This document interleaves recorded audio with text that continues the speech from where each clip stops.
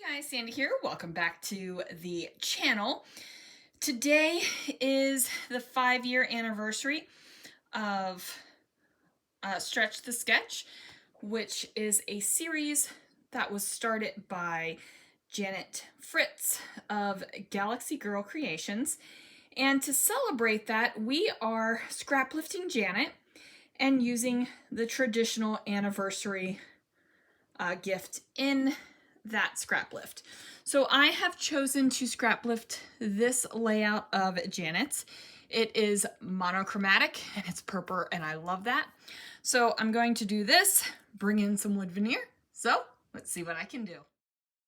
Guys, so I'm going to start out with a little bit of light stenciling, and this is the shattered frame stencil that is the May 2023 stencil of the month for Scrapping Reflections. So if you are a member of Stencil of the Month, you receive this or should be receiving it shortly. Otherwise, too bad, so sad for you. Anyway, so I have decided to go with kind of a square instead of Janet's circle because I'm only going to use one photo, and Janet did use two in her inspiration. I am using watercolor paper. This is just a sheet of 12 by 12 watercolor paper, and I pick it up at Hobby Lobby. They sell it over in the art section. I think it's like $14.99 for a tablet of it, and then I always buy it when it's on sale for 40% off. So I decided to use two different mists. One is my Chroma Mist, and also another one is Distressed, or Distressed, not Distressed, oxide spray. And to be fair, I'm shaking the Distress oxide right now because I didn't exactly mix it up all the way, so I don't know if its properties are going to actually property. Do you know what I mean? Because with oxides, they oxidize and do things. I couldn't be bothered to, you know, deal with it. So I just moved on. Now I sprayed some water over the entire thing. And at first I was just going to let the big drops, you know, drip off the side of the page and then go ahead and move on. But I was too impatient and I needed to dry the sucker off. So I am using my paper towels to do exactly that. Now I will confess, you guys, I started this layout.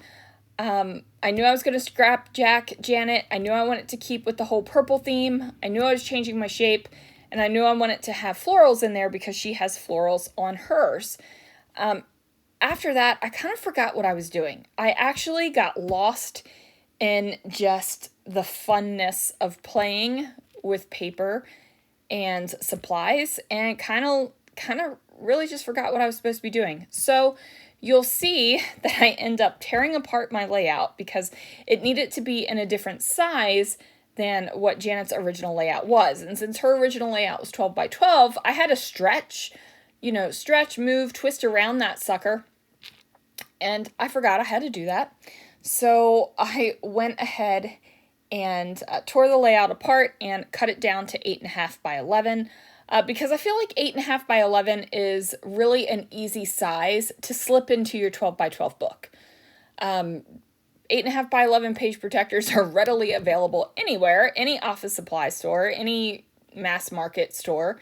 And it's not that hard to do another 8.5 by 11 and shove it in the back side of that page protector, put it in your album, and be done with it. So I cut it down for literally ease of use. I do that same kind of philosophy with 6 by 12 layouts because it's not hard to run my little jute machine. Oh, what is that thing called? The little jute that binds your plastic, whatever it is, but it is now a jute machine. Forever let it be known. And cut that down. A fuse tool, there we go. And make a layout in that way as well. Now Janet's layout had painted areas all the way around the outside of the layout, kind of a border. Well, it is a border, not kind of a border. And I decided that I didn't want to go all the way around my layout. What I would do is do one side. So I would give it this border-esque feeling on one side. And I'm doing that with washi tape and some Doodlebug doodle strips. Are they called doodle strips? I don't know. I took them out of their packaging and they're all living in a long container now, so I don't know if they're actually called doodle strips, but they should totally be called doodle strips if they aren't. So I go ahead and do that. Now, as you can see, my first thing of washi tape did not go down that well. It was super stupid crooked, and I needed to fix it. The second one went down a little bit straighter, so that was kind of perfect. Now, I've got the photo down, I've got the layout down, and I'm thinking I need to bring in some sort of decoration, right? Janet had flowers on hers, so I figured I would definitely bring in the flowers here. Now, her florals were not huge. They were just kind of a little bit of an accent. And in this one, my florals are basically going to be the only decoration because I forgot I was supposed to put on one veneer too. Whoops. So I'm trying out some things. I decide I don't like that triangle bit. I was going to create a little cluster over here over top of the border just because it's something I like to do. But ultimately, I decided that that was not going to work. Now, I pulled out these particular stickers on purpose because they spell words and they spell them with the letters all in like back and forth 2 letters. I hate with a passion scrapbooking embellishments like this. It just drives me insane. So I go ahead and cut those suckers apart, and you're only seeing the little bits of floral on the outside. And I really like how that tiny little bit of floral kind of pops out that way. Then I'm going to go pick out some larger stickers, and these are the stickers that will be on top of the photo. These are the ones that are going to be like the main attraction stickers. And both of these stickers are clear stickers, so I go ahead and plop them down on a square bit of white cardstock, and then I'm going to fussy cut around them. Now, could I have just used the clear stickers straight down over top of this layout and gone that direction? I really feel like I could have. However, I just really didn't want to. Right? Like, I just didn't want to do that. I wanted to kind of have fun with what I was doing. Now, if you look at this layout and you look at Janet's layout that I jacked, you might be like, Sandy, you didn't scrap jack at her layout at all. But honestly, I can see it, and I know what items I pulled from her layout and which ones I incorporated into mine. And when you scrap jack someone, you don't have to copy it exactly. Like, you obviously like their layout enough that there's something in there that inspires you. And I really liked her layout. Like, I really liked the paint strokes, which I didn't end up with paint strokes on mine, which is fine. I really like the color. I really like the addition of florals. I really like the painted border on the outside. And each part of those portions of the layout are something that I loved and took and applied it to my own layout. I also really liked how she had a slight little bit of inking through a stencil peeking out, and I really have a slight little bit of inking through a stencil. Like, you can barely see it because as I was creating my layout, I was thinking this was going to be a rough, hard square shape because she had that true circle shape. But it evolved even in the moment where I was actually creating it. And like I said, I got so lost in creating it that I kind of forgot what I was supposed to be doing, which is awesome because I have been very slumpy creatively for the past week or so. So I feel like my scrappy mojo is coming back, and I'm excited. So that's always good.